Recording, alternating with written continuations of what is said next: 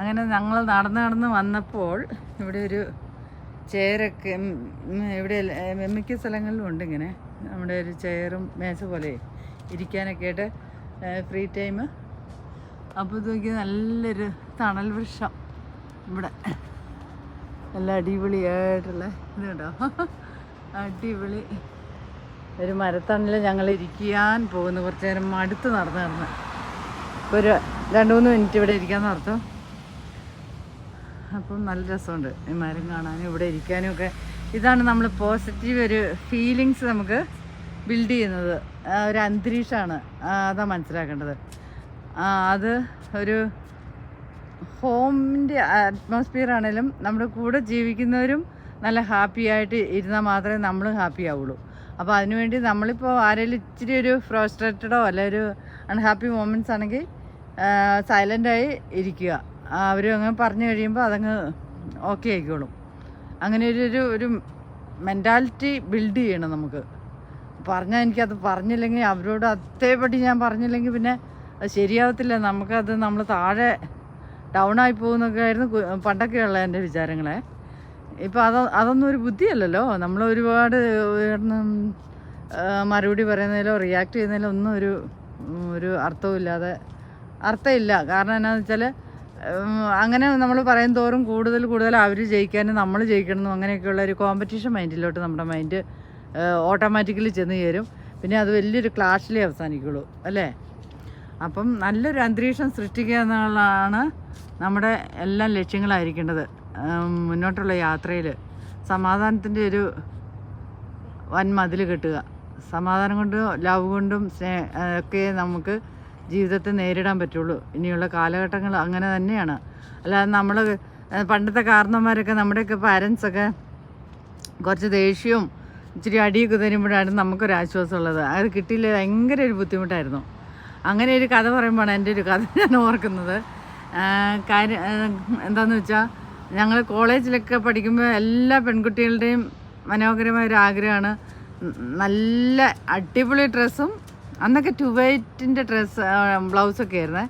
2 വൈറ്റും പിന്നെ എന്താ വേറെ ഒരു എനിക്ക് ഓർക്കുന്നില്ല. പോളിസ്റ്ററിൻ്റെ ഒരു പട്ടുപാവാട അങ്ങനെയൊക്കെയുള്ളൊരു കാലഘട്ടമായിരുന്നു ഞങ്ങളുടെ. അപ്പം ഞങ്ങളിങ്ങനെ അതൊക്കെ കിട്ടിയിട്ടുണ്ട്. പാവാടയും ബ്ലൗസൊക്കെ കുറേ കരഞ്ഞാണേലും എങ്ങനെയാണേലും ഒക്കെ മേടിച്ചെടുക്കും. പക്ഷേ എൻ്റെ ഫാദറിനൊരു പ്രത്യേക ഒരു പ്രശ്നം ഉണ്ടായിരുന്നു. ചെരുപ്പിട്ട് പോകാൻ പാടില്ല. ചെരുപ്പ് വാങ്ങാനും എല്ലാ സാമ്പത്തിക ഭദ്രതയുള്ളൊരു കാലഘട്ടത്തിലൊക്കെയാണ് ജീവിച്ചത് ഞങ്ങൾ. പക്ഷേ ചെരുപ്പിട്ട് പോകാൻ പാടില്ല കോളേജിൽ. അങ്ങനെ ഒരു ഭയങ്കര നിർബന്ധ ബുദ്ധിയായിട്ട് കോളേജിലേക്ക് പോകുമ്പോൾ ഞങ്ങളൊരു ഗ്രൂപ്പായിട്ടാണ് പോകുന്നത്. അപ്പോൾ എല്ലാവരും ചെരുപ്പിട്ടാണ് പോകുന്നത്. എനിക്കപ്പോൾ ചെരുപ്പില്ല. ചെരുപ്പുണ്ട് വീട്ടിൽ, ചെരുപ്പ് ഇടാൻ പാടില്ല. ചെരുപ്പ് ആ കാലിൽ കല്ല് കൊള്ളുമ്പോൾ ആ വേദന അറിഞ്ഞ് മുന്നോട്ട് പഠിച്ച് ജീവിച്ചാൽ മാത്രമേ ഉന്നതങ്ങൾ താണ്ടുകയുള്ളൂ എന്നുള്ളൊരു സംസാരം എന്നോട്.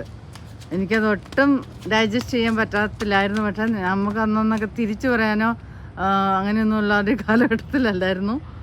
പക്ഷേ ഞാൻ വളരെ ശാന്തമായിട്ട് ചാച്ചനോട് ചോദിച്ചു. 2 ദിവസം അത് പോയി കല്ലിൻ്റെ വേദന ഞാൻ അറിഞ്ഞു. എനിക്ക് ശരിക്കും അതിൻ്റെ കാഠിന്യം മനസ്സിലാക്കി. ഇനിയും അങ്ങനെ തന്നെ പോകണമെന്ന് ചോദിച്ചപ്പോൾ പുള്ളിക്കൊരു മനസ്സലിവ് വന്നു. അങ്ങനെയാണ് എനിക്ക് നല്ലൊരു അടിപൊളി ചെരുപ്പ് ജോണിയുടെ കടയിൽ നിന്ന് എനിക്ക് മേടിച്ച് തന്നത്. ഒരു 3-4 ദിവസം അങ്ങനെ ചെരുപ്പില്ലാതെ പലതിനെപ്പറ്റി അറിയാൻ വേണ്ടി പുള്ളി ഡ്രസ്സുകളാണേലും മേടിച്ച് തരാതെ ഒരു ഡ്രസ്സിൽ തന്നെ പോകണമെന്നൊക്കെയുള്ള വാശികളുണ്ടായിരുന്നു ഫാദറിന്. അതൊരു പക്ഷേ നല്ലതിനാന്ന് ഇപ്പം എനിക്ക് തോന്നാറുണ്ട്. കാരണം ചിലപ്പോൾ അത് വിഷമം എന്തെന്ന് നമ്മൾ അറിഞ്ഞ് വളരണം. അതായിരിക്കും പുള്ളിയുടെ ലക്ഷ്യം എന്ന് ഞാൻ മനസ്സിലാക്കുന്നു. വളർന്നൊരു പക്വതയൊക്കെ ആയിക്കഴിയുമ്പോൾ ഞാൻ മനസ്സിലാക്കുന്ന ഒരു കാര്യമാണത്. എന്താണ് വിഷമത? നമ്മളെല്ലാം അങ്ങോട്ട് കയ്യിൽ സ്പീഡിൽ കിട്ടുവാണെങ്കിൽ നമുക്കതിൻ്റെ വാല്യൂ മനസ്സിലാകത്തില്ല. ഇപ്പോൾ ഒരു ഫുഡാണെങ്കിലും നമ്മൾ വിശന്നിരിക്കും കഴിക്കുമ്പോൾ അത് എൻജോയ് ചെയ്ത് നമ്മൾ കഴിക്കും. അതേസമയം എല്ലാം പലതരമായ ഭക്ഷണങ്ങളൊക്കെ കിട്ടിക്കഴിയുമ്പോൾ നമുക്കത് എൻജോയ് ചെയ്ത് കഴിക്കാൻ തോന്നത്തില്ല. ഇന്നലെ അത് കഴിച്ചു, ഇന്ന് ഇത് കഴിച്ചു. അങ്ങനെ ഒരു വാല്യൂ ഇല്ലാതെ, അതാണ് റെസ്പെക്റ്റൊക്കെ ഇപ്പോൾ നഷ്ടപ്പെട്ടിരിക്കുന്നത്. കാരണം നമ്മൾ വാല്യൂ കൽപ്പിക്കുന്നില്ല ഒരു കാര്യത്തിനും. അപ്പം ഞങ്ങളന്ന് അപ്പം ഇങ്ങനെയൊക്കെ വാശിയിലും ചെരുപ്പിടരുത്, കല്ലും മുള്ളും നിറഞ്ഞ വഴികളിലൂടെ യാത്ര ചെയ്ത് കാഠിന്യം എന്താണെന്ന് അറിയണം, ജീവിതത്തിൻ്റെ പടവുകൾ എന്താണെന്ന് നിങ്ങൾ മനസ്സിലാക്കണമെന്നൊക്കെ പറഞ്ഞ് പുള്ളി നല്ല നോളജുള്ളൊരു മനുഷ്യനായിരുന്നു. ഒത്തിരി ബുക്കുകൾ ഒക്കെ വായിച്ച് നല്ല പ്രസംഗം, നമുക്ക് ഒന്നും മറുപടി പറയാൻ പറ്റില്ല. ആ മാതിരി പ്രസംഗം പറഞ്ഞ് നമ്മളെങ്ങോട്ട് ഇല്ലാതാക്കി കളയും. അങ്ങനെ ഉള്ളൊരു കാര്യങ്ങളൊക്കെ ആണേലും പുള്ളിയുടെ ഒരു സിദ്ധാന്തമാണ് നല്ല ഭക്ഷണം മേടിച്ച് തരണം ഒക്കെ ഉള്ളൊരു സിദ്ധാന്തം ഉണ്ടായിരുന്നു പുള്ളിക്ക്. കുട്ടികൾ നല്ല ഭക്ഷണം കഴിക്കണം എന്നൊക്കെ ഉള്ളൊരു ഐഡിയ ഉണ്ടായിരുന്നു. അതെനിക്ക് ഇഷ്ടപ്പെട്ട ഒരു കാര്യമാണെങ്കിലും അവർക്ക് ഫൈനാൻഷ്യൽ മാനേജ്മെൻ്റ് എന്ന് പറഞ്ഞൊരു സാധനം അവർക്ക് രണ്ടുപേർക്കും ഇല്ലാത്തൊരു പ്രത്യേകത ഉണ്ടായിരുന്നു. ഇഷ്ടം പോലെ പൈസ വന്നിട്ടുള്ള വീടാണ്, പക്ഷേ ഫൈനാൻഷ്യലായിട്ട് അന്നേരം തീർക്കുക എന്നുള്ളൊരു ഐഡിയ അവർക്ക് ഉള്ളത് എന്നോട് എനിക്ക് അന്നും ഇന്നും യോജിപ്പില്ല. ഫൈനാൻഷ്യൽ മാനേജ്മെൻറ്റിലെല്ലാം പോയി നമ്മൾ മൊത്തം തകരും. നമുക്ക് എന്തുണ്ടെന്ന് പറഞ്ഞാലും നമുക്ക് ആടെ കൂടെ ആരും ഉണ്ടാകത്തില്ല. എല്ലാവർക്കും ഹെൽപ്പ് ചെയ്യലും എല്ലാവർക്കും എല്ലാം കൊടുക്കലും എല്ലാം നമ്മളൊന്ന് നിലനിന്നിട്ട് വേണം എന്നുള്ളതാണ് എൻ്റെ ഒരു അഭിപ്രായം. കാരണം നമ്മുടെ കയ്യിൽ എല്ലാം നഷ്ടപ്പെട്ടു കഴിഞ്ഞാൽ നമ്മുടെ കൂടെ ആരും കാണത്തില്ല, നമ്മളെ ആർക്കും വേണ്ടതാനും. ആ ഒരു അവസ്ഥയിലേക്ക് എൻ്റെ ഫാദറിന് 10-26 ഏക്കർ സ്ഥലം ഉണ്ടായിരുന്നു. അതെല്ലാം പലർക്കും കച്ചവടം ഇതെല്ലാം നഷ്ടപ്പെടാൻ കാരണം എൻ്റെ ഫാദറിൻ്റെ ഈ നല്ല മെൻറ്റാലിറ്റിയാണ്. എല്ലാം കൊടുക്കുക, ഞങ്ങൾ ഇവിടുന്ന് യാത്ര പുറപ്പെടുവാണെങ്കിൽ നടക്കുമഞ്ഞി. അപ്പോൾ എല്ലാ ഇത് കണ്ടോ, നല്ല രസമല്ലേ, ഉണ്ടോ, വലിയൊരു മരം. അപ്പം ഞാൻ ഈ നടത്തത്തിലൂടെ പറഞ്ഞതെന്ന് വെച്ച് കഴിഞ്ഞാൽ നല്ലൊരു മെൻറ്റാലിറ്റിയാണ് പുള്ളിക്കാരൻ. എല്ലാവരും നന്നായി കിടക്കണം, ആരോടും ഒരു കുശുമ്പോ ഒന്നും ഇല്ലാത്തൊരു മനുഷ്യൻ ഞാൻ കണ്ടിട്ടേ ഇല്ല. അങ്ങനെ ഒരു മനുഷ്യർ ഉണ്ടായിട്ടും ഇല്ലെങ്കിൽ ഉണ്ടാവാനും പോകുന്നില്ലെന്നാണ് എൻ്റെ ഒരു അഭിപ്രായം. പാരൻസ് എന്ന് പറഞ്ഞാൽ എൻ്റെ ജീവനാണ്. അവരുടെ ആ നല്ല മെൻറ്റാലിറ്റിക്ക് ബിഗ് സല്യൂട്ട്. ഇന്ന് അവരിന്ന് ഈ ഭൂമിയിലില്ലെങ്കിലും ഇന്നും ഏറ്റവും എന്താ നമ്മുടെ ഹാർട്ട് ഇൻ ഹാർട്ട് എന്ന് പറയത്തില്ലേ, അതുപോലെ ജീവന് തുല്യമായിട്ട് ഇന്ന് അവർ നിലനിൽക്കുന്നു. അപ്പം ആ ഒരു ഫാദർ എന്ന് പറഞ്ഞാൽ ഒരു വെരി ഇമ്പോർട്ടൻ്റ് മാറ്റം എന്ന് പറയാൻ കാരണം പുള്ളി അന്നത്തെ കാലത്ത് പല നാടുകളിൽ നിന്നും പലായനം ചെയ്തു വന്ന് സ്ഥലങ്ങളൊക്കെ കെട്ടിപ്പിടിച്ചും അങ്ങനെയൊക്കെയാണല്ലോ ജീവിത രീതിയിൽ എല്ലാവരും പച്ച പിടിച്ചിരുന്നത്. പുള്ളി നല്ല സമർത്ഥനായൊരു മനുഷ്യനും എല്ലാവർക്കും കൊടുക്കും, എല്ലാ പരോപകാരിയായിരുന്നു. ഒരു പരോപകാരിയായ മനുഷ്യനായി കഴിഞ്ഞപ്പോൾ ഉള്ള ഒരു വീക്ക്നെസ് വന്നത് ഫൈനാൻഷ്യൽ മാനേജ്മെൻറ്റിലെ ഒന്ന്. രണ്ടാമത് എന്തെല്ലാം ജോലിയും പൈസയും കോടികൾ കൈ വന്നാലും ഒന്നും നിലനിൽക്കുന്നില്ല. കാരണം ഈ സെർവിങ് മെൻറ്റാലിറ്റി, നമ്മൾ നിലനിൽക്കാതെ നമ്മൾ സെർവ് ചെയ്ത് കഴിഞ്ഞാൽ നമ്മൾ ഇരുന്നു പോകും. അപ്പോൾ ആ സമയത്ത് നമ്മുടെ കൂടെ ആരും കാണത്തില്ലെന്നുള്ളൊരു വലിയൊരു പാഠമാണ് ഞാൻ അതിൽ നിന്ന് പഠിച്ചത്. പക്ഷെ അവരിന്നും എല്ലാ ജനഹൃദയങ്ങളിലും ജീവിക്കുന്ന ഒരു വ്യക്തിയാണ്. എല്ലാ തരത്തിലുമുള്ള അബ്ദുൽ കലാം, നമ്മുടെ ബെനഡിക്ട് 16, അവരുടെ എല്ലാ അവാർഡുകളും എല്ലാം ഫാദറിന് കിട്ടിയിട്ടുണ്ടെങ്കിലും നല്ല എല്ലാവരുടെയും ഇന്ന് ജനഹൃദയങ്ങളിൽ ജീവിക്കുന്നൊരു മനുഷ്യൻ തന്നെയാണെന്ന് പറയാം. അതെനിക്കൊരു വലിയൊരു സന്തോഷം തന്നെയാണ്. ഓർക്കുമ്പം നമ്മളൊന്നും പുള്ളിയോട് വീട് അങ്ങനെയുള്ള കാര്യങ്ങൾ ആരെങ്കിലും ചോദിച്ചാൽ പറയും എൻ്റെ വീട് സ്വർഗത്തിൽ, വീട് അങ്ങനെയുള്ള മെറ്റീരിയൽ തിങ്ങിനോടോ ഒന്നിനോടും പുള്ളിക്ക് യാതൊരു വലിയ താല്പര്യമില്ല. പണം അങ്ങനെയുള്ള ഒന്നിനോടും ഒരു ആർത്തിയോ അങ്ങനെ ഉണ്ടാക്കണമെന്നൊന്നും ഇല്ലാത്തൊരു മൈൻഡായിരുന്നു. അല്ലെങ്കിൽ പുള്ളി ഇന്ന് ലോകത്തിലെ ഏറ്റവും കഴിവുള്ളൊരു നല്ല സാമ്പത്തിക ഭദ്രതയുള്ളൊരു മനുഷ്യനായി ഇന്ന് ജീവിക്കേണ്ട ഒരാളാണെന്ന് ഞാൻ പറയുക. ജീവിതാനുഭവങ്ങൾ പലതരത്തിലാണല്ലോ പലരും കൈകാര്യം ചെയ്യുന്നത്. നമ്മൾ പൈസ ഉണ്ടാക്കിക്കൊണ്ട് കാര്യമില്ല, നിലനിർത്താനും കൂടെ ഉള്ളൊരു ഫൈനാൻഷ്യൽ മാനേജ്മെൻറ്റ് നമ്മുടെ ഉള്ളിലുണ്ടായിരിക്കണം. അല്ലെങ്കിൽ നമുക്ക് ആരും കാണത്തില്ല, നമ്മൾ മാത്രമേ ഉള്ളൂ. അത് കഴിഞ്ഞ് നമ്മളൊന്ന് ദൈവം അനുഗ്രഹിച്ച് പച്ച പിടിച്ചു കഴിഞ്ഞാൽ നമ്മൾ ഒരു മനുഷ്യ സ്നേഹി ആയിരിക്കണം. എപ്പോഴും മനുഷ്യ സ്നേഹി ആയിരിക്കണം.